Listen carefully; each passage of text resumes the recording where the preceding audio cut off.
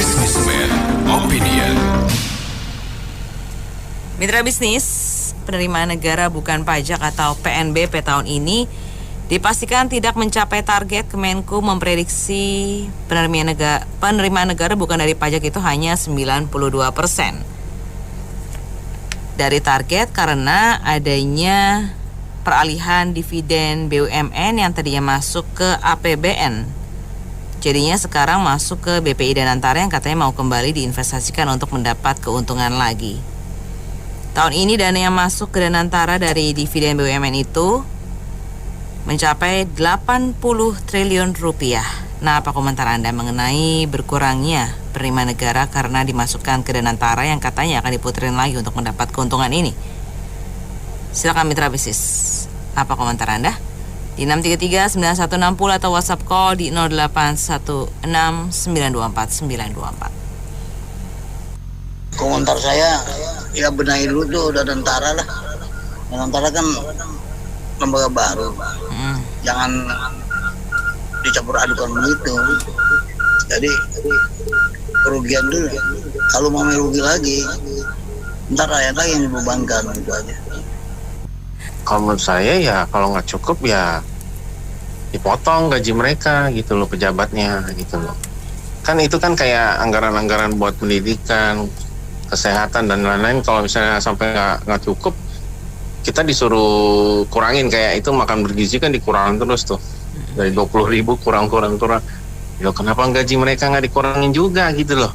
Kalau misalnya buat rakyat dikurang-kurangin, kalau buat mereka harus tetap dapat. Jadi logikanya itu nggak sama gitu loh. Kan itu kan duit dari rakyat. Kok rakyat yang dikurangin bagiannya gitu kan? Kalau misalnya nggak tercapai gitu, dan kalau misalnya bisa dikali lipat sampai 1.400% itu hasil Danantara, ya itu kayak jualan marketing gitu ya. Menurut saya terbukti nggak gitu loh. Jangan cuma kasih janji-janji terus, udah bosen juga denger janji-janji terus. Itu aja sih. Ya komentar aku mah paling gampang, ya nggak? Iya. Kalau memang nggak bisa ya ganti presidennya, bener nggak? Kayak Korea Selatan kan ganti, bener nggak? Kalau memang itu presiden, gubernur, segala camat, wali kota, ya kan manusia biasa, mungkin diangkatnya dipaksa atau ada maksud lain. Ya kalau memang nggak bisa ngurusin negara, kan di Indonesia kan masih banyak orang pintar ya. Kenapa nggak dimanfaatkan, ganti kayak Korea Selatan ganti kan, bener nggak? Ganti Presiden Tiongkok juga zaman dulu dinasti Lee ya, dia kan nggak bisa kan, udah ganti presiden, gubernur, camat, kata Ahok kan ya bukan apa tuh, biasa aja, uang negara diatur-atur, kok bener sih rakyat sejahtera, kok nggak ya negara kita ya Banten nggak bisa maju kan itu ya. Iya. Jadi presiden tuh nggak ada masalah kok buat saya. Presiden manusia biasa aja kayak Jokowi, zaman udah baru, yang udah lama ya biasa kok, saya sih anggap biasa ya. Coba mereka ditugaskan, mungkin apa kok bisa diangkat jadi presiden, kan ada faktor lain kan, ada faktor politik atau faktor golongan atau suku kan, ya buat saya sih biasa gitu ya. Nanti yang pintar dong, bener nggak? Kayak seperti pabrik, kalau nggak bisa ganti manajemen, ganti bosnya gitu ya. Itu mah buat biasa, udah ganti aja, kok nggak bisa pusing amat, bener nggak? Gitu aja kok repot, kata Gus Dur.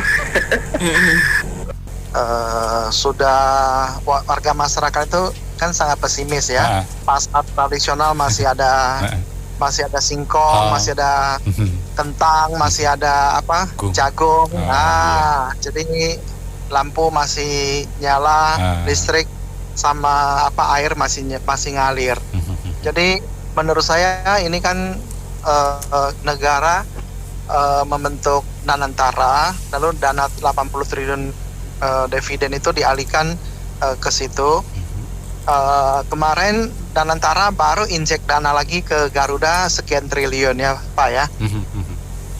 Jadi ini hanya pindah-pindah saja. Apakah Danantara itu memang menaruh dana ke suatu instansi atau kerjasama? Apakah itu adalah setoran modal atau memberikan hutang atau investasi dalam kondisi dunia yang tidak baik-baik saja itu? Apakah yakin manajemennya pengurusan Danantara itu mampu menghasilkan, kan belum tentu juga. Bisa untung bisa rugi. Nanti kalau misalnya ternyata proyeknya itu adalah investasi yang rugi, Garuda ya jelas mau disetorin berapa triliun pun nggak bakalan kembali itu. Jadi Bu Menkyu itu jangan berharap bahwa Danantara ambil dana dari dividen terus hanya lewat satu lembaga Danantara lalu diputarkan lagi itu bisa menghasilkan, belum tentu.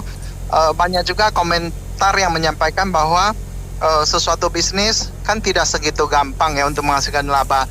Sebagian besar itu rugi, sebagian sampai sekian tahun kemudian, 5 tahun, 10 tahun mampu membuktikan manajemennya, keputusannya, lalu juga pengaruh ekonomi dunianya, apakah masih bisa hidup atau tidak bisa hidup. Kalau tidak bisa hidup, rugi total.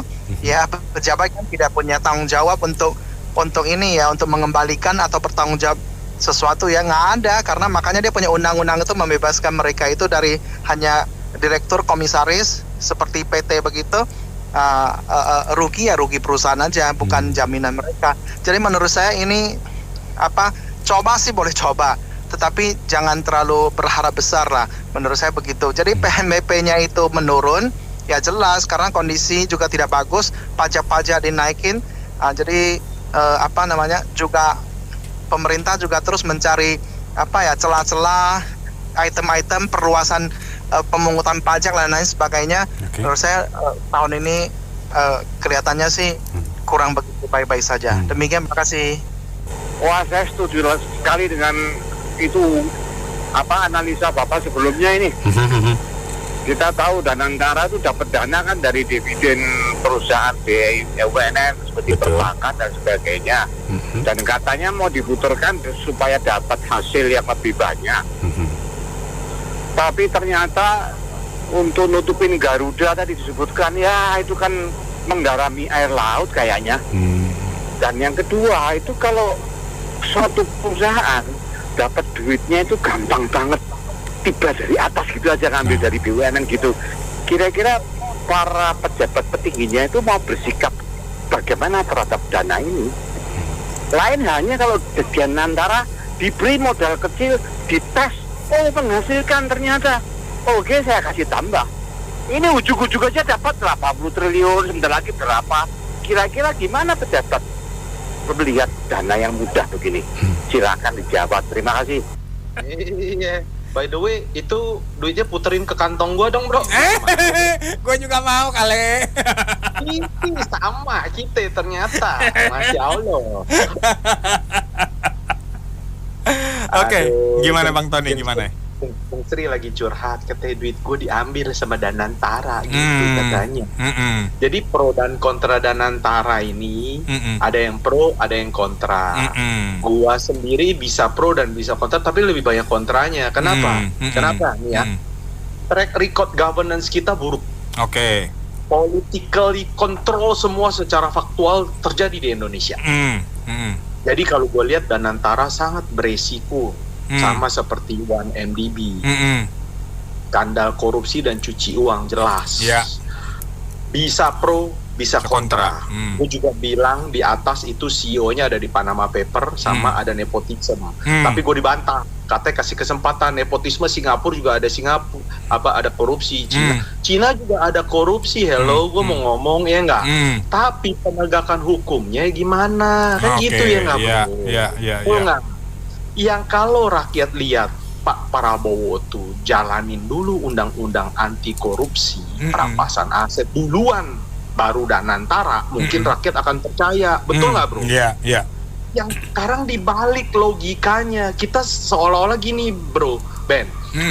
Orang mau pinjem duit, gaji lu 20 juta, lu punya 5 juta, dipinjem buat dia muterin, terus nggak ada jaminan, hukumnya nggak ada, lu pinjemin dia nggak, Ben? Ya kagak lah.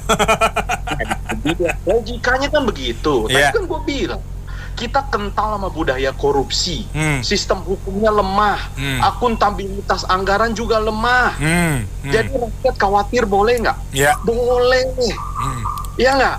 Kalau disamain sama Singapura, Cina juga ada korupsi. Jadi hukum di sana yang dilihat dong, jangan dilihat kita korupsinya, ya nggak?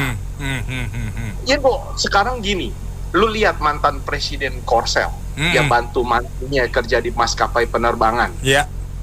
Tersangka kan bro? Iya, betul. Itu di Korsel. Nepotisme. Sekarang gue tanya, ya nggak? Kita contoh MBG. Kenapa belakangan muncul biskuit Roma? Semua mentah. Lihat pelaksanaannya. Kita bilang MBG awalnya bagus gak? Bagus. Tapi lihat pelaksanaannya. Di negara ada problemnya di situ. Pro dan kontra Danantara. Kalau you mengexcuse KKN, sorry ya. Hello, ini Indonesia bro, ya nggak? Nah sekarang gue mau ngomong gini. Lu kan udah kurang duitnya. Cari jalannya cuman gimana? Naikin utang. Naikin pajak. Naikin pajak, betul. Cetak uang. Iya. Jual pulau ekstrimnya. Kan gitu bro. Iya. Iya dong. Mau rusak, kita juga udah tahu gitu loh, mana yang benar. Sekarang, jadi gue seolah-olah berpikirnya gini, jangan sampai pejabat kita kurang gajinya. Iya nggak? Kita, jadi negara harus pelihara pejabat sama keluarganya, kan gitu. Apa undang-undang mengatur bahwa anak pejabat dan keluarga dipelihara oleh negara? Iya nggak? Iya. Kan begitu kita ya. Jadi rakyat itu seolah-olah diminta untuk bersabar. Padahal nggak begitu judulnya, ya nggak? Gue tahu, ya nggak? Istilahnya Prabowo yang pro pasti Pak Prabowo gitu. Bapak di tangan Bapak negara ini, ya nggak? Kita juga mau negara kita baik, bro. Tapi kalau Bu Jeng Serinya udah curhat begini kan kode kerasnya apa, bro? Mungkin pajak kan, bro? Ada ruang sampai 15% undang-undang. Kita semua tahu. Kenapa? Jangan-jangan kode kemarin 12% nggak jadi karena defisit mau naikin nih 12% nih kalau bisa. Kan ngeliatnya gitu. Kan kalau bisa jangan sampai naikin pajak, bro, betul nggak? Benar. Lah itulah yang gue bilang, jangan logikanya dibolak-balik. Sementara kita di luar juga ada baca yang namanya Pak Prabowo kalau lagi kunjungan pesawatnya harus 2 apa 3. Terus harus ada mercy. Lah kan kita juga bingung jadi negara kok bicara efisiensi. Lah itulah bro maksud gua. Ya percuma lah kita kalau ngomongin di sini kalau gua nanti isinya cuman kontra, bisa-bisa gua nggak jadi komisaris bro. Itu aja bro. Terima kasih bro. Saya cuma mau ini aja, ingatkan aja, sejak dulu kan saya beberapa kali ngomong ya bahwa ini memang akan terjadi sebenarnya. Kita sudah sadar sepenuhnya bahwa ini barang akan terjadi. Bagaimana tidak? Coba Anda pikirkan. Dana apa yang biasanya dividen dari BUMN itu biasanya masuk ke dana anggaran pemerintah. Sekarang nggak ada. Bayangin itu berapa puluh triliun itu. Sekarang nggak masuk ke Danantara. Nah terus disuruh SMI menombokin itu loh. Setelah itu mau naikin pajak nggak boleh juga. Lah sama dengan lu kirim lu kirim Pak Jenderal pergi berperang, boleh pakai meriam nggak boleh, boleh pakai pesan nggak boleh. Terus gimana? Lu gimana coba? Mau utang boleh nggak boleh, sudah 40% nih utang ini, pak utangnya sudah 40%. Mau jualan obligasi aja, kata SMI bilang nggak laku Pak. Terus mau gimana? Ya Tuhan, memang susah banget gitu loh. Mau pikir Pak Tony bilang jual pulau, emang gampang jual pulau, memang tidak diaudit. Dan itu pun enggak masuk sekarang, defisitnya sekarang, jualnya kapan, nggak bisa lagi. Paling simpel yang solusi paling simpel yang ngutang sekarang ini. Paling simpel itu nutup anggaran ngutang. Ya sudah hampir 540 ya nggak apa-apa, cukupin 41 dah. Itu aja. Soalnya apa? Nggak bisa Pak Ben dengan cara begini. Mau batalin Danantara nggak mungkin. Itu dana sudah Danantara, dana di antara mereka sudah mau dia apa sudah nggak tahu lah. Yang optimis dengan Danantara monggo silakan, tunggu aja. Tunggu aja sampai boom baru. Oh iya ya ternyata begini ya. Terus yang ditangkapin nggak ada. Rasain. Mau apa lagi? Gua jujur ya Pak Beni, pesimis banget lihat ini. Cuman nggak tahu kapan meledaknya aja, nggak tahu ini. Ini kalau nggak ada perubahan ini, waduh kacau balau mah ini perekonomian dunia. Lo tahu nggak? Lo perhatikan aja. dolar Singapura sudah berapa sekarang? Bahkan Thailand aja sudah berapa sekarang anunya? Thailand. Gopean sekarang udah.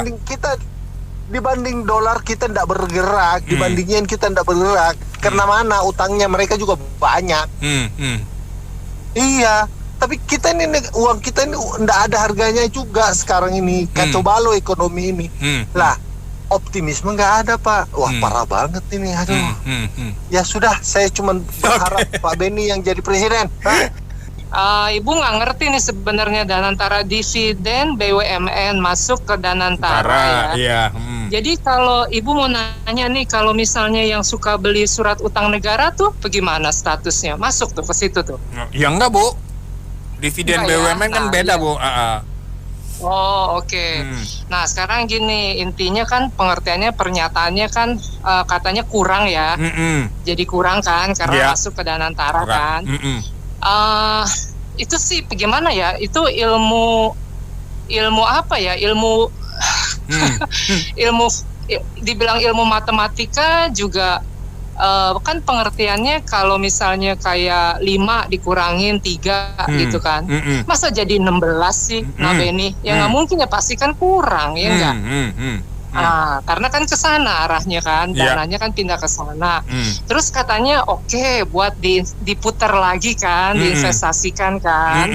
Nah sekarang gini Beni kan sebagai trader ya, pasti ilmunya juga udah tinggi kan. Aduh, enggak lah Bu.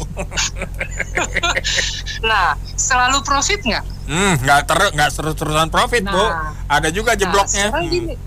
Nah betul, sekarang pernyataannya kan sepertinya nih diputer, diinvestasikan supaya mendapatkan keuntungan kan. Ya, jadi betul. Pengertiannya tuh jadi pengertiannya tuh nggak masuk akal banget gitu loh. Seakan-akan sama sekali tidak ada resiko. Sedangkan ya orang yang trader aja yang ilmunya udah setinggi langit, kadang-kadang udah pengalaman 20 tahun masih kepleset kan. Apalagi ini gitu, maksud Ibu tuh jaminannya apa gitu loh. Benar Bu. Nggak ada kan, dan itu kan pengertiannya uang rakyat. Kok jadi istilahnya kok di tradingin gitu. Trading itu kan pengertiannya kan bagaimana ya, makanya ada istilah main trading, main saham kan. Jadi seperti permainan apa? Ya enggak? Pengertiannya kan gitu. Nah sekarang makanya satu-satunya Ibu cuman ingin menghimbau kita tuh rakyat jangan mau dibodohin, jangan mau ditipu. Ini udah jelas-jelas penipuan. Pengertian kita tuh dibodoh-bodohin. Jadi makanya marilah rakyat tuh bersatu, kompak ya, jaga diri masing-masing, waspada, selalu hati-hati sebab pemerintah kita nih sekarang sudah tidak berpihak kepada rakyat. Mereka hanya memperkaya diri sendiri. Buktinya kan pejabat kita menurut Ibu sih paling kaya loh sedunia loh. Ya nggak, dia dibandingin pejabat-pejabat lain ya mungkin ya kalau nggak paling kaya mungkin 5 terkaya atau 10 terkaya dari begitu banyak negara kan pengertiannya. Oke, gue punya pandangan gini, kita itu semua pesimis terhadap pemerintah. Karena apa? Karena setiap hari kita masih diperlihatkan berita-berita mengenai koruptor dan segala macam. Tetapi apapun yang terjadi, seperti sekarang kita lihat ya, penerimaan pajak pemerintah, penerima pendapatan pemerintah yang non pajak ya, ini kan turun ya. Memang semuanya udah diprediksi akan terjadi begini, apalagi PPN yang 12% nggak jadi, kemudian juga pajak yang dari tambang juga turun, terus pendapatan negara yang bukan pajak lainnya juga akan bergerak turun, dan kita semua langsung khawatir, curiga, Danantara pun dananya nanti disalahgunakan. Itu kekhawatiran, kan betul. Gitu ya, ya kan? Tetapi saya ingin bertanya, kalau nggak ada Danantara, itu namanya dividen bank BUMN lah, perusahaan BUMN lainnya lah, emang setiap tahun kemana? Sama aja masuk APBN. Ngapain kita teriak-teriak Danantara, masuk Danantara, itu kalau nggak masuk Danantara, masuk APBN juga bolong, juga dicolong. Sama bro, ya nggak? Nah, lebih baik kita setiap hari bersuara kencang supaya Prabowo denger. Ya dia berubah apa enggak ya, daripada kita nggak bersuara ya kan bro. Supaya sementara dunia minimal masih ada 50% berhasil, 50% gagal. Minimal kita yakin supaya ada hasil investasi dengan baik. Untuk masuk Danantara juga, masuk anggaran juga dicolong juga bro.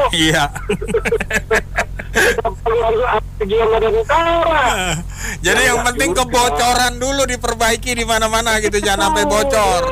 Itu kata kuncinya. Aduh, kita teriakin terus, kita 10% yang merah putih kita teriakin terus, supaya Prabowo denger. Biar dia di mobil itu kalau udah pas FM, tadi lu dengerin tuh, gitu kan? Apa yang bisa kita lakukan? Gitu dong.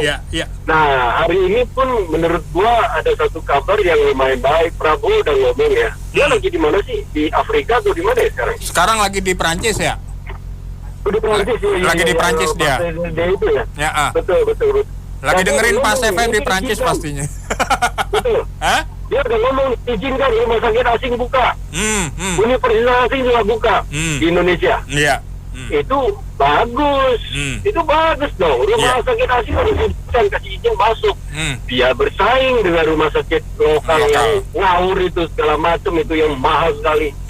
Itu udah bener, lakukan terus. Terus satu lagi apa? Ini kan Jaksa Agung kan udah buka lagi yang Risa Khalid. Benar. Sama anaknya nggak yang betul, kita nggak tahu lah apakah dia udah sempat kabur, baru Jaksa Agung baru bilang jadi tersangka ya. Tapi terlepas apa, kita pantau terus bagaimana pergerakannya. Dan Prabowo yang ngomong keluar, peristiwa Pertamina adalah ordinary crime terhadap korupsi Indonesia.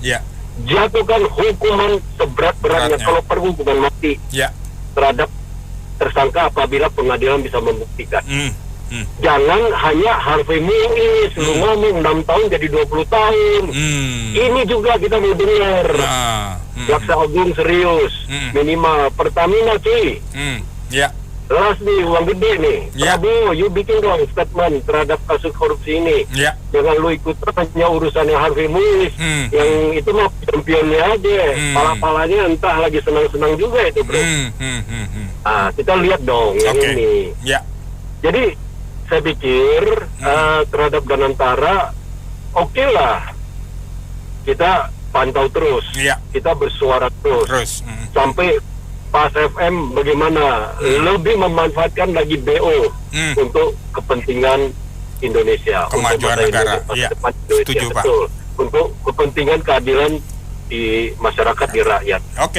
Terhadap setiap anggaran Rp1 pun dipakai semakin tepat sasaran. Dan indeks korupsi Indonesia semakin membaik. Itulah harapan kita bro. Setuju Pak. Jadi tolong sekali lagi, lu punya redaksi itu jangan-jangan gitu bro. Terima kasih.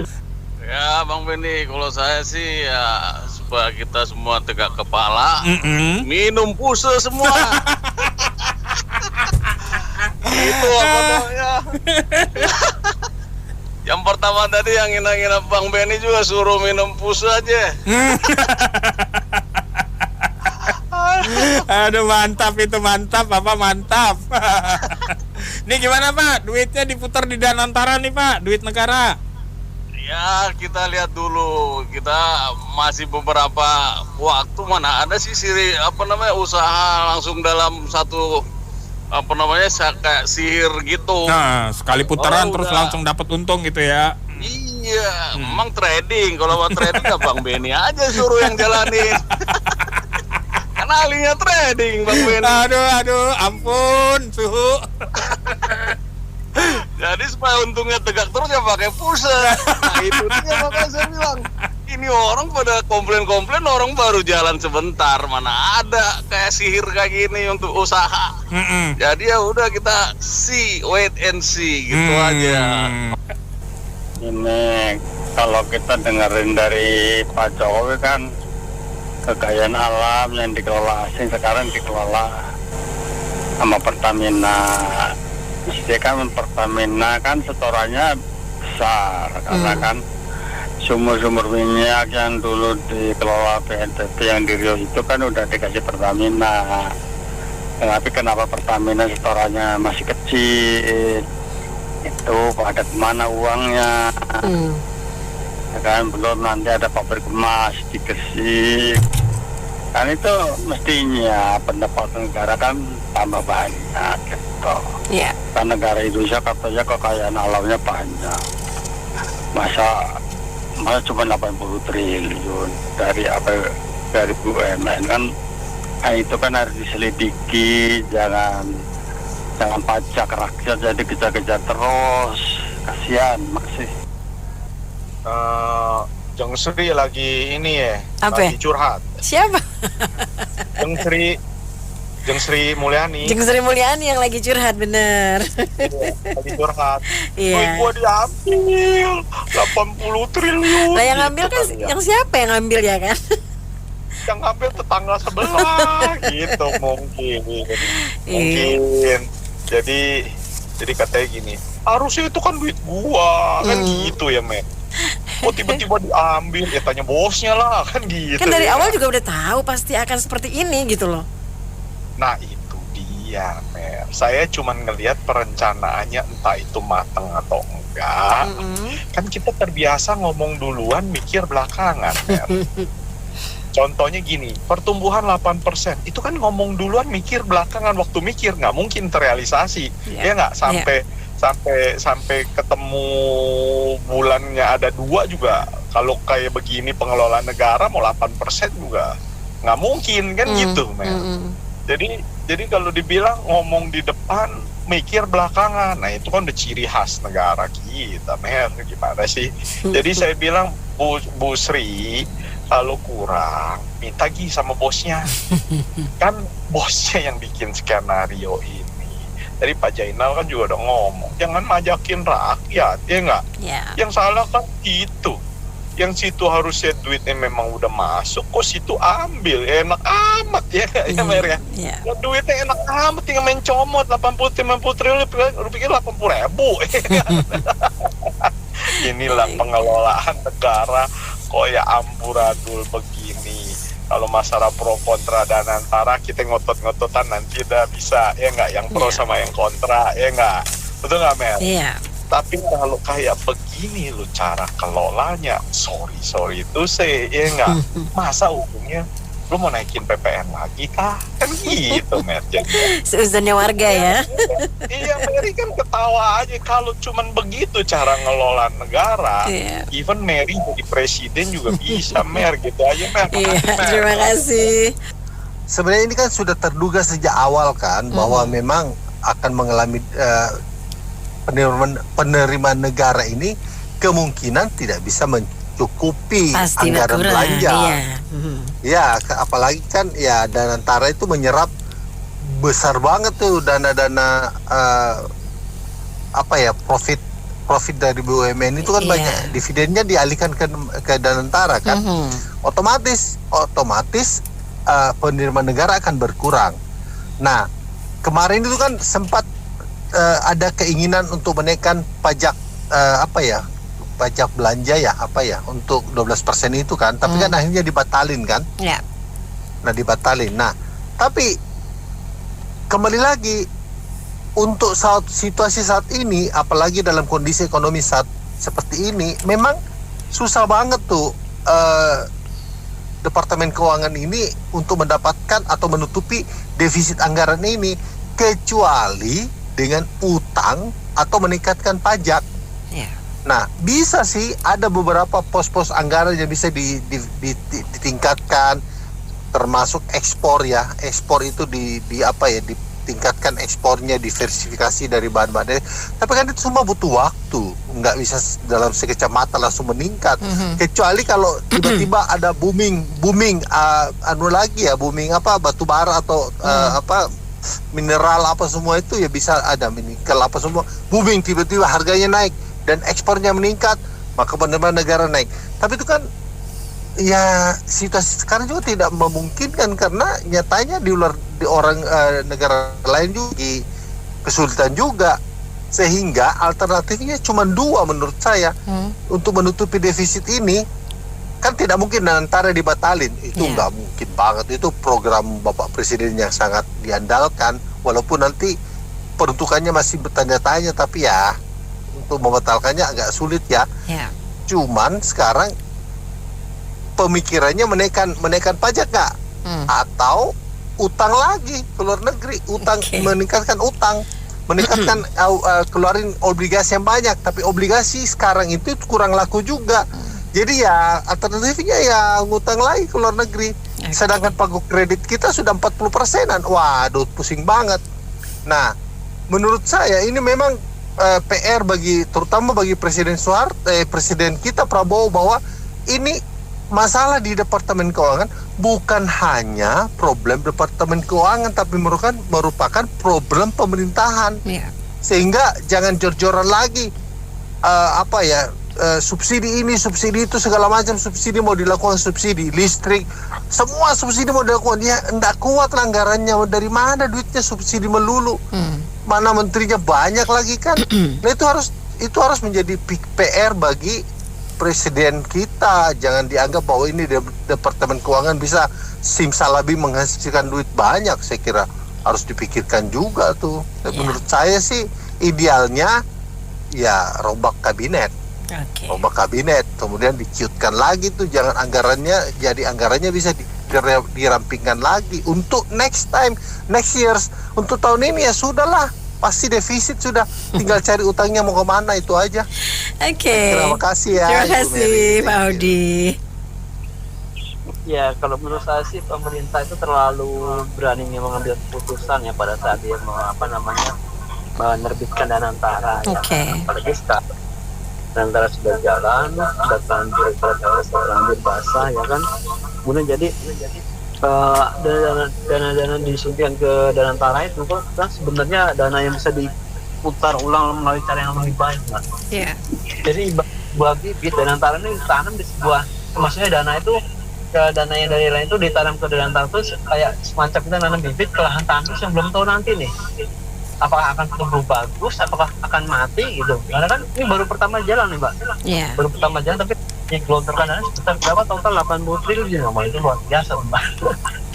Total pertumbuhan 5 atau 6 triliun masih masuk akal. Kalau langsung kalau gitu ya kan, apalagi untuk negara sebesar ini itu harusnya bisa diputar untuk hal-hal yang lain, apalagi sebagai seorang menteri keuangan. Jadi Ibu Sri ini harusnya memberi masukan yang lebih baik lah kepada pemerintah. Itu jangan terlalu dipaksakan gitu. Yang namanya modal usaha itu dari kecil dulu loh, jangan langsung besar. Kalau tiba-tiba besar bahaya loh itu. Jadi ibaratnya kayak menanam bibit di pohon tandus Mbak.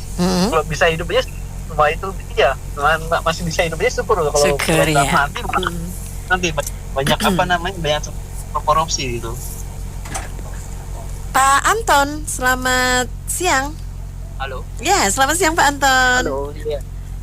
Selamat siang. Silakan, iya.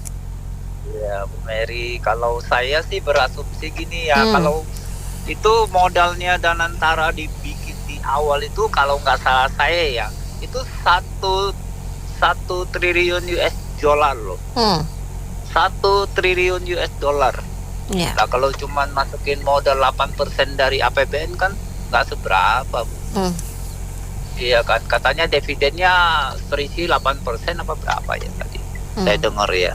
Kalau cuma 8% dari APBN kan masukin ke Danantara itu ya dikit lah kalau menurut saya, karena modalnya Danantara itu di awal dia mendirikan Danantara itu kalau nggak salah saya itu 1 triliun US dollar. Itu berapa ya? Saya nggak bisa itu.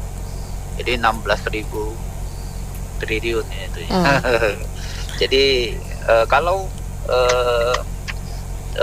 kalau saya pikir ya untuk menginvestasikan keuntungan BUMN terus dimasukkan ke BUMN lagi kan berarti kan sama aja kantongnya sama di situ-situ juga. Iya. Tapi kalau misalkan saya nih orang awam ya, berpikir orang bodoh ya. Misalkan kita kan tahu tuh banyak negara yang sedang jatuh miskin itu memberikan bunga besar seperti Turki. Kan bunganya antara 40% sampai 45%. Kenapa negara nggak berpikir cari untung dari situ aja. Bunga mereka kan gede-gede. Kalau coba diinvestasikan kan lumayan cuannya buat APBN kita, ya nggak? Iya dong. Kalau saya berasumsi gitu, kan banyak kayak Rusia ngasih, kan kita sekarang ini kan masuk anggota RIS kan apa? Rusia itu kan salah satunya kan Rusia kan. Rusia itu masih bunga tahunannya depositonya gede banget loh. Sekarang nggak salah 35% sampai 45% bunga dia. Ya, kalau diinvestasikan ke Rusia kan udah sama-sama anggota BRICS. Apa yang mau kita takutkan gitu kan? Karena kita udah gabung ke situ kan. Jadi keuntungan bunga buat nutupin bunga kita kan kecil di dalam negeri ini. Kan udah cuan dong kalau punya 1.000 triliun. 1 triliun US dollar kan gede banget tuh dan antara tuh. Ya kan Bu. Nah, itu aja sih komentar saya. Mungkin kalau yang lain lebih ngerti dikoreksi aja. Makasih. Pakai perumpamaan income 20 juta semua udah, tiba-tiba ada alokasi buat trading bisnis ya kayak. Akhirnya dibilang kurang, keblinger. Jadi gini Kak sebenarnya. Di pemerintahan itu ada namanya konsep akuntansi pemerintahan. Itu dulu saya S1 saya sempat belajar Kak. Jadi dia memang berbeda konsepnya dengan akuntansi komersial ya Kak ya. Kalau di pemerintahan maka saya dari dulu ngomong Kak, satu poin saya, tidak ada yang namanya efisiensi. Itu adalah alokasi.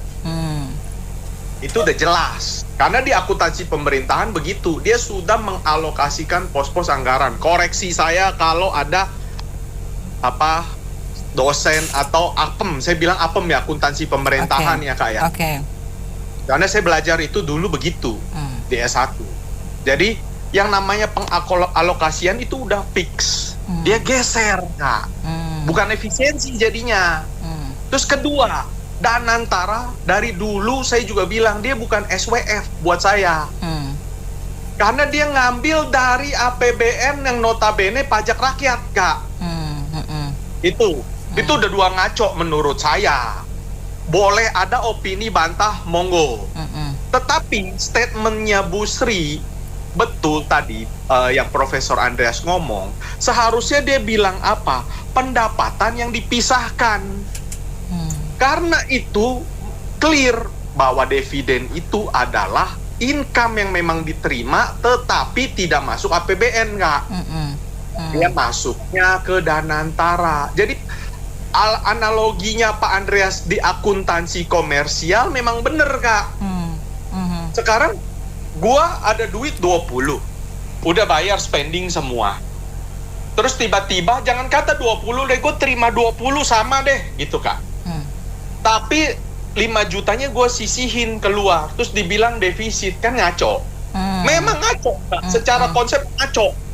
Nggak bisa dia bilang karena dia kasih ke Danantara seolah-olah PNBP ini penerimaan negara bukan pajak. Nah sekarang kita mau ngelihatnya ini apa? Karena negara selama ini sudah menyetorkan dividen ke APBN, jadi harus dianggap itu sebenarnya salah atau enggak, itu perdebatan tersendiri Kak. Dividen itu harus masuk APBN atau enggak, ntar kita panjang tuh Kak. Saya nggak mau masuk ke situ. Nah sekarang gini, kita bicara trust ke Danantara. Danantara meng-create sampai sedemikian jauh lah, saya bilang ya, bener konsep-konsepnya itu. Tetapi saya balik bertanya, bisa nggak kita bicara kita nggak percaya ke Danantara? Kenapa? Satu, di atas itu ada yang namanya di Panama Paper Kak. Kita tahu siapa dia. Ada banyak indikator yang bisa kita sebut gitu loh. Ada petinggi yang nepotisme, meskipun kita bicara dia punya kualifikasi. Jadi ini semua ini yang dirancang oleh Pak Prabowo tanpa memikirkan apa yang harus. Sebenarnya gini, kita bikin sesuatu kan kita harus ada tahapannya dulu Kak. Lu bisa nggak bikin ini? Lu bukan bikin begini caranya, salah gitu loh kalau ditanya ke orang ekonomi ya. Banyak saya yakin yang nggak setuju. Tapi ya kita ngomong apa juga percuma, di atas juga pasti kan jalan nggak? Ya nggak? Ya nggak? Nah sekarang gini, kita menteri segitu banyak, kita semua udah tahu lah Kak lah. Terus kita disuguhi banyak yang rangkap jabatan, menteri-menteri sampai 30 orang. Terus negara dikelolanya mau kayak bagaimana? Terus tiba-tiba Bu Sri ngomong gini, saya emang nggak percaya Kak. Saya nggak percaya bahwa nggak ada itu Bu Sri bilang PNBP berkurang. Iya, makanya tadi saya ngomongnya apa Kak? Cetak uang aja kalau kurang, kan ekstrim saya ngomong Kak. Kenapa? Dia bicara kurang. Ya udah cetak uang atau jual pulau. Hanya itu. Kalau mau ekstrim, kalau enggak ya tuh tambah utang. Siapa yang mau nambah utang? Katanya terakhir PDB udah 60% Kak. Iya. Jadi ini negara, kita dengar statement-statement menterinya jadi bener bingung. Secara konsep mungkin gini, kita nggak belajar akuntansi pemerintah, tapi Bu Sri sendiri statement-statementnya seolah-olah dia di akuntansi komersil Kak. Jadi rakyat ini, jadi saya berpikir aja bener kayak kakak bilang tadi, PPN ini program pembodohan nasional kah? Kan gitu Kak. Saya ngelihat ada ruang masih, memang kan di grup saya taruh kode mau naikin PPN kah, kode keras itu. Jadi 12% karena masih ada ruang ke 14%, 13%, 14%. Kan selalu ngomong begitu. Di saat Singapura 9%, GST-nya betul nggak? PPh-nya 18%, di kita sibuk naik terus Kak. Nah, itulah yang kita lihat di luar sama di sini kita bandingin Kak. Kalau saya kritik begini, balik-balik lagi Kak. Nggak jadilah saya komisaris nanti Kak. Gitu.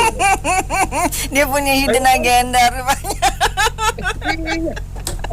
Wah, bisa jadi komisaris. Jadi secara konsep saya setuju, betul. Tapi terblend ini semua Kak. Semua di-blend jadi satu.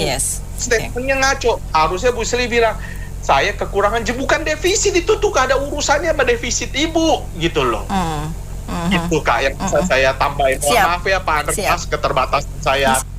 Saya setuju dengan Pak Andre kalau Pak Heri tadi ya. Sebenarnya saya kepengen masuk setelahnya Pak Heri supaya nggak ngulang gitu ya. Danantara ini sebenarnya sudah menerima investasi dari asing. Ada beberapa negara, dicari sendiri, oke? Nanti aku kena marah kalau panjang-panjang. Satu ya. Dua, di Singapura aja ada korupsi. Bagaimana di Indonesia nggak ada korupsi? Bukankah kita itu termasuk list yang nomor 1 korupsi terbanyak di dunia? Itu sudah ada, oke? Jadi jangan ngomong KKN, jangan ngomong korupsi lagi, tapi ayo ke depan gitu ya. Jadi saya ikuti Pak Heri tadi ya. Gini, ini saya agak nyerempet sedikit, tapi tujuannya ke situ gitu ya Mbak Nena ya. Jadi gini, Starlink itu diisukan rame Mbak Nena di di sosmed itu ya. Starlink hengkang. Kenapa Starlink bisa hengkang? Apakah negara ini sudah nggak bener? Sebelah apa? Pokoknya Indonesia nggak bener aja gitu ya isunya ya. Saya tuh nggak terima banget gitu ya. Saya cari koneksi saya tanya, Starlink itu udah overload sayang? Belum. Jadi kalau memang mau bangun lagi, maksudnya mau ini pakai lagi Starlink, itu butuh waktu kira-kira 2 tahun. Oke? Selesai ya, 1 ya. Jadi artinya di sini yang saya maksud adalah kalau kita mau bekerja dengan benar tanpa mikir korupsi, pekerjaan kita itu masih banyak, oke? Itu 1. Yang kedua, CEPA. Ingat nggak Jokowi waktu diutus oleh Pak Prabowo ke Paus meninggal, kan dia ketemu sama si itu EU ya kan, ketuanya EU itu perempuan itu ngomong gimana CEPA gini, dan akhirnya sekarang itu alhamdulillah Mbak Nena disetujui CEPA-nya. Bahkan waduh manis banget ngomongannya EU itu. Ya kita nih kan pokoknya bisa damai kayak gitu, terus ini nanti kita ini ya sama-sama barter dagang, exchange dagang kayak gitulah Mbak Nena ya. Pokoknya gombal-gombalnya banyak kayak gitu. Pokoknya intinya itu disetujui, oke? Ini nanti ada tujuannya apa? Terus Indonesia ya itu ke AS kan cuma 18 miliar belanjanya, maksudnya AS itu belanja ke kita itu ekspornya. Kita kirim ke ekspor itu kan cuma 18 miliar. Tapi tahu nggak, Erlangga itu mabuk atau sinting atau gendeng, gue yang nggak ngerti gitu ya. Tahu Mbak Nena, mau beli 34 miliar. 34 miliar itu apa Mbak Nena? Pesawat Boeing 737, 787, terus investasi BBN, investasi pertanian, dan apa orang Mbak Nena? Ya toh? Nah, terus habis itu jumlahnya totalnya 34 miliar. Ini semuanya US dollar ya. Lah, terus maksud saya ini gini loh. Sekarang Bu Sri Mulyani at the end ya 2025 sudah nginjek 2025 setengah tahun, baru rame-rame itu ya apa itu namanya nggak cukup gitu ya dananya dan sebagainya. Padahal Mbak Nena, Simbara itu programnya Jokowi pada saat tahun 2022 kalau nggak salah diresmikan, itu adalah kayak itu loh, kayak e-katalog itu loh Mbak Nena, tapi ini nah itu untuk maksudnya monitor berapa batu bara yang keluar dan sebagainya. Terus kan bukan cuma batu bara Mbak Nena, kan bisa nikel, kan bisa bauksit, kan bisa pertanian, kan bisa maksudnya mineral misalnya. Ya pokoknya semuanya gitu ya Mbak Nena. Kok ya baru mau dilakukan, baru mau ini yang ngomong itu orangnya keuangan gitu ya, saya lupa namanya siapa, orangnya keuangan. Nanti kita bisa diekspan ke nikel, ke bauksit, ke dan lain-lainnya, nggak batu bara saja, supaya hasil daripada pajaknya itu lebih maksimal. Loh itu baru bulan 5 dia stick up kayak gitu Mbak Nena. Padahal Perpres ya kalau nggak salah itu kan sudah ditandatangani Januari kalau nggak salah 2025. Lah yoyo apa tuh Mbak Nena? Di sini yang mau saya katakan adalah Rizal Halik tersangka 3 kali tidak muncul. Padahal Rizal Halik itu sebenarnya dari dulu 10 tahun, 5 tahun, 6 tahun yang lalu itu sudah jadi tersangka seharusnya, tapi KPK-nya bidek aja dan ternyata di backup oleh partai siapa Mbak Nena. Lah sekarang Rizal Halik udah jadi tersangka, ada 3 partai, 2 partai yang ketar-ketir Mbak Nena. Terus cari Mbak Nena, Nike Widya itu ya biasanya sepanjang dia menjabat, siapa yang mensuplai kebutuhan dari Nike Widya? Ada sekjen partai, Ndoh Raro, Pocon Dewe, kayak gitu kan Mbak Nena. Terus Rizal Halik bahkan sempat memberikan apa itu namanya sponsor menjadi oligarkinya daripada calon presiden yang 24. Terus kok baru sekarang orangnya lari. Yang saya mau katakan adalah bangsa ini buruknya adalah malas, gak mau baca, gak mau belajar dari pengalaman, gak mau belajar dari sejarah, taunya cuman komplain. Terus habis itu mencium tangannya itu nggak tahu yang ada di KDM Sanoiku ya. Terus ditambah lagi mencium tangannya Amerika. Iki sakjane ate opo sih Mbak Nena, padahal kita ini adalah kaya seperti Starlink gitu. Kan kita bisa Mbak Nena, kenapa nggak bisa investasi sendiri Mbak Nena? Lah ditambah investasinya yang lalu kan dikorupsi itu loh oleh 1 partai lagi, oleh 2 partai itu Mbak Nena. Terus apa? Nggak kepegang toh Mbak Nena, jadi diwolak-walik Mbak Nena. Partai politik itu bumi hanguskan semua, nanti Indonesiamu akan jaya. Makasih.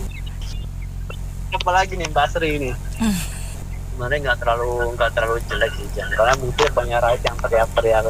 Banyak rakyat teriak itu kan artinya berarti pajaknya masih tinggi.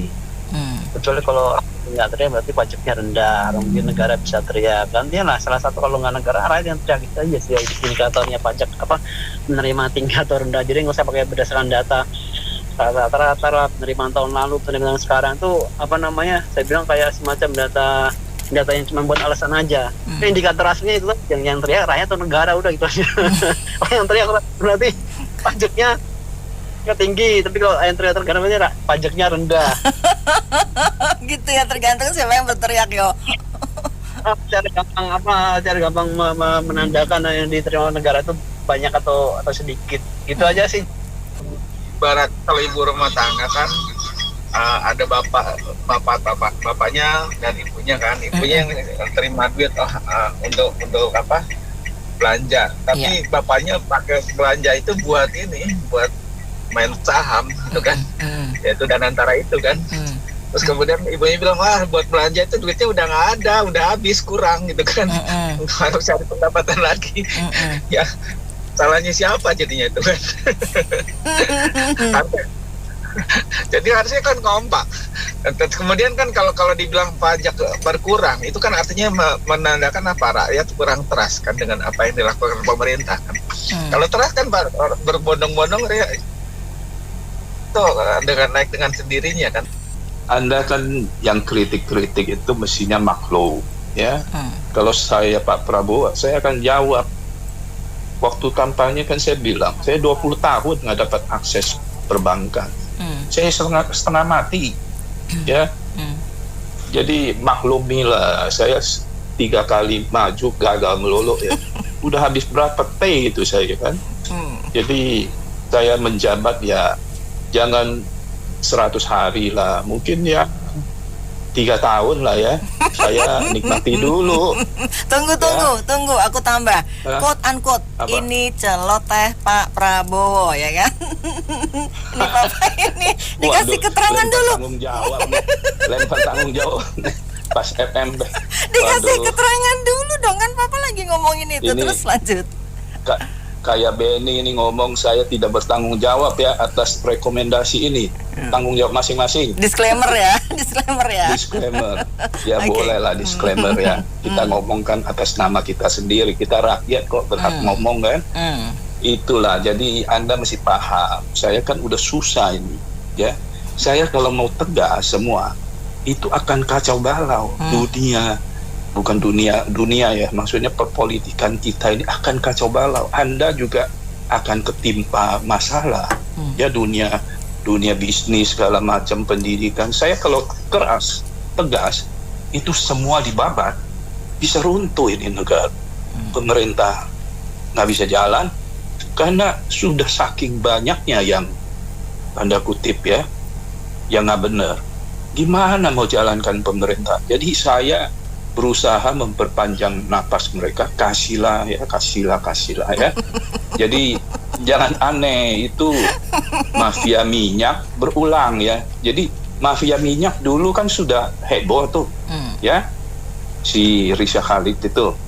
Tapi ya biasa-biasa aja, masih cipika-cipiki ketemu Pak Prabowo di mana nggak tahu lah ya.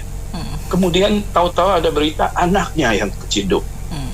Nah, saya kira nggak lama lagi akan ada cucunya yang keciduk lagi. Jadi gobloknya penyelenggara Pertamina di situ, kenapa udah tahu ini moyangnya begini, masih aja anaknya diajak kerjasama, kolaborasi, nanti cucunya juga diajak.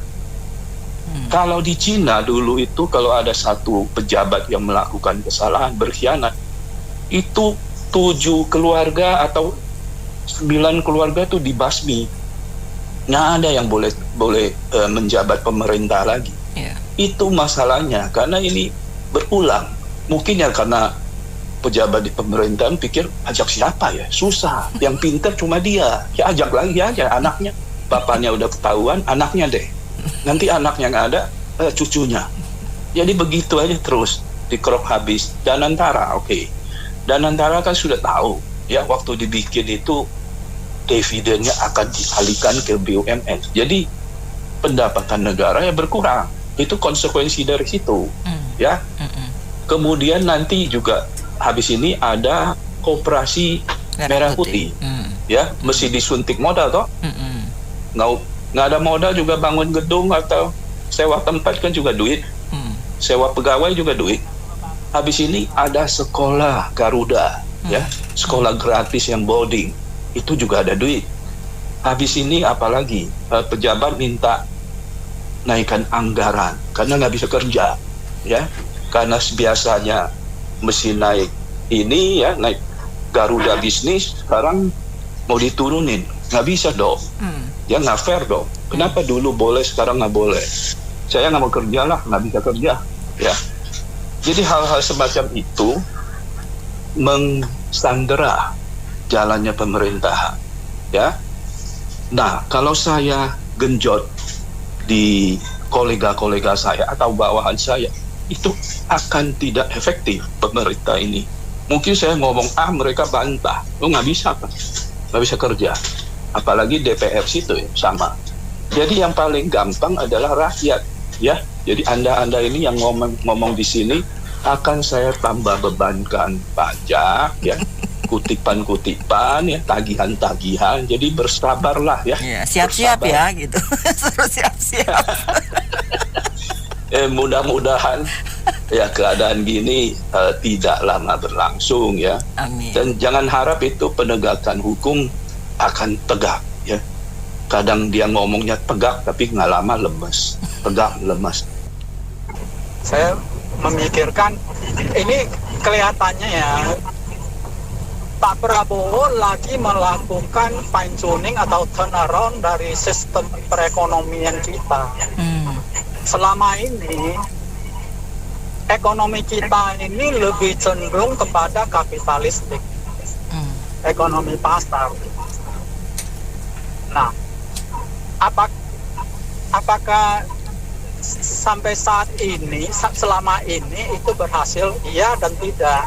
Berhasil banyak kemajuan-kemajuan yang bisa kita lihat dengan kasat mata. Tapi apakah ada kekurangan? Banyak. Korupsinya itu luar biasa. Dan kita lihat ketimpangannya juga luar biasa. Nah, di situ kalau yang saya baca ya, Pak Prabowo ini kira-kira mau istilahnya arahnya itu lebih kepada keadilan sosial. Jadi di dalamnya itu ya tetap dia akan akomodasi yang namanya swasta, korporasi, kapitalistik, itu pasti dia akomodasi. Tapi dia akan lengkap dengan yang namanya, dia akan berusaha menciptakan keadilan sosial. Dan keadilan sosial itu gak mungkin dengan kondisi kita sekarang ini kalau gak ada akumulasi awal, akumulasi modal. Nah, kalau ngomong akumulasi modal, yaitu ya contohnya ya Danantara. Jadi itu hal yang udah terkalkulated lah, udah diperhitungkan. Jadi saya sangat setuju dengan tadi omongan Pak Heri ya, itu bagus.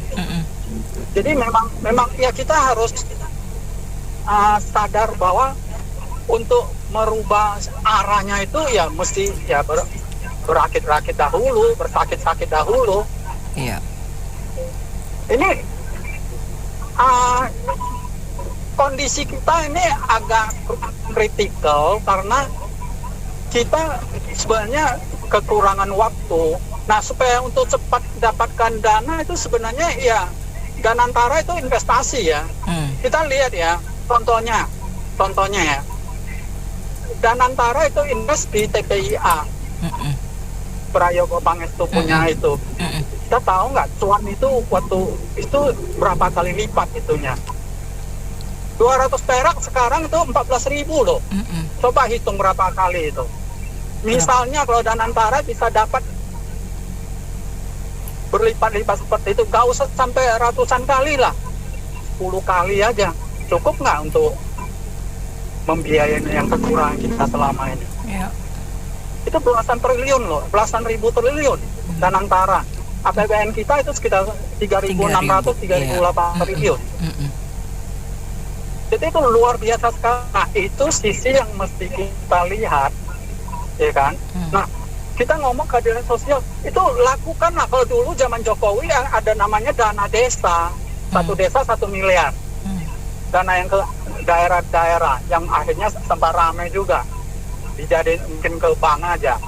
Padahal itu kan harusnya diproduktifkan. Nah, sekarang membentuk koperasi desa Merah Putih. Bukannya itu adalah unit usaha, walaupun namanya koperasi, ya kan? Nah, koperasi itu kan sisa hasil usaha. Namanya aja beda, tapi pada basicnya itu adalah usaha dan tetap dituntut harus ada profit. Kita ngomong profit, tapi kalau koperasi ya bahasa eufemismenya itu sisa hasil usaha. Kita kan sensitif banget kalau kita ngomong ini, kita sosialis, cenderung ke arah sosialis. Memang watak kita ini sebenarnya itu adalah sosialis. Sila kedua kemanusiaan yang ada dan beradab.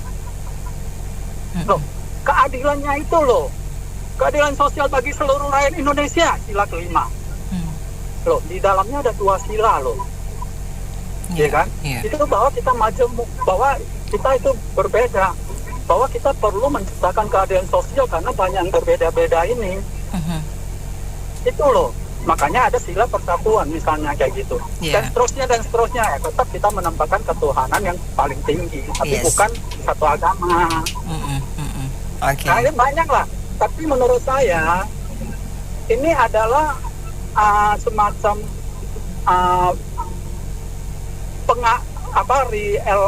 realign, redirect lah. Jadi tetap menurut saya ya namanya Pak Jokowi sudah bagus, dia meletakkan dasar-dasar itu. Makanya Pak Prabowo ngomong dia akan melanjutkan karena Pak Jokowi sudah meletakkan dasar-dasar, misalnya infrastruktur dan bla bla bla, bahwa ada yang lain-lain politiknya itu tapi tetap hasil positifnya ada. Saya nggak begitu jelas prosedur tentang penerimaan ini, tapi usul dari opsi masyarakat bawah ini supaya tidak melibatkan masyarakat lagi untuk dikenakan pajak ya. Artinya sebaiknya diambil dari petinggi-petinggi negara lah, mungkin dari gaji RI 1 terus dipotong aja udah, sehingga bisa menutupi gitu loh. Kalau dilibatkan dengan kebutuhan rakyat banyak, kelompok mayoritas yang berpenghasilan minimal ke bawah itu saya kira udah terlalu berat ya. Dan biaya kesehatan, biaya sekolah dan lain-lain itu harus dipikirkan, dikontemplasi, direnungkan kembali oleh pemerintah. Jangan asal dikemukakan kemudian minta solusi ke tengah-tengah masyarakat gitu loh. Coba di tengah-tengah pejabat, saya kira lebih baik begitu. Terima kasih. Iya, saya setuju dari segi kalau nanti pajaknya kurang, kemudian jangan pungut ke masyarakat dong. Itu kan cara yang paling gampang. Yang kedua, saya kok pesimis bahwa dana yang dilimpahkan ke Danantara itu nanti akan menghasilkan katakanlah return. Justru saya melihat dana ini akan bocor dan habis, tidak ada hasilnya. Saya melihat itu kemungkinannya ya. Terima kasih. Baik, terima kasih Pak Tris atas opininya. Baik, mitra bisnis, demikian sesi Bisnismen Opini Talk di sesi kali ini. Saya Anita Wijaya.